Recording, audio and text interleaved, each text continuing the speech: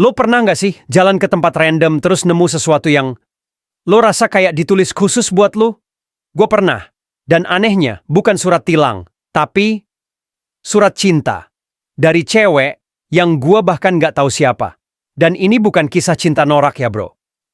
Ini kisah yang dimulai dari niat sok-sokan beli buku biar kelihatan berpendidikan. Tapi malah dapat pengalaman paling absurd sekaligus paling nyentuh dalam hidup gue. Gue masuk toko buku bekas. Nama tokonya Langit Kata. Udah vibes-nya puitis banget ya kan?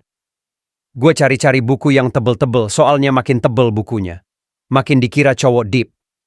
Ketika lagi buka satu buku acak, tiba-tiba ada kertas lipat kecil nyempil di tengah. Surat. Tulis tangan.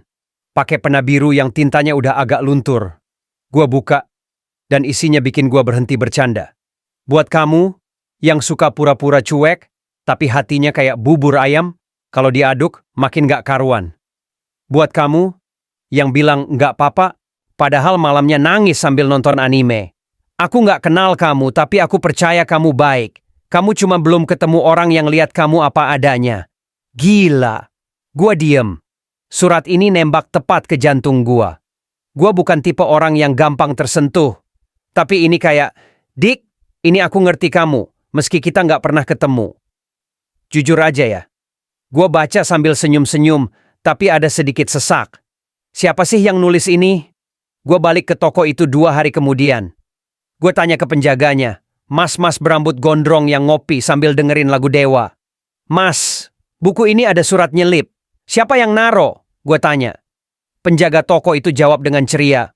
Oh, itu mah dari Mbak Yara. Dulu sering nitip buku sama surat.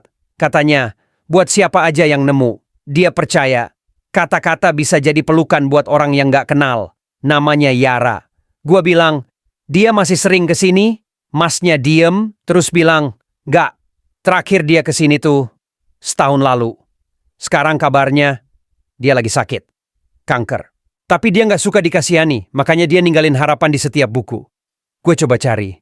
Rumah sakit? Nggak jelas. Sosial media? Nihil. Gue nggak nemu Yara di mana-mana. Tapi yang aneh ya, gue kangen dia. Padahal gue bahkan nggak pernah lihat mukanya. Tapi lewat surat itu gue ngerasa kayak dia satu-satunya orang yang ngerti gue tanpa perlu gue jelasin apa-apa. Dan tiap malam gue baca ulang surat itu. Di kepala gue, suara dia hidup. Sederhana, hangat, kayak cewek yang ngerti arti diam. Mungkin ya, cinta nggak harus soal pacaran, gandengan, atau update story bareng. Kadang cinta tuh datang dari seseorang yang cuma pengen lo baik-baik aja. Tanpa balasan, tanpa pamrih. Gua nggak tahu Yara sekarang di mana. Tapi kalau lo denger cerita ini dan lo ngerasa sendirian, surat itu juga buat lo. Karena kata Yara di akhir suratnya. Dia menulis, kalau kamu nemu surat ini, anggap aja ini pelukan.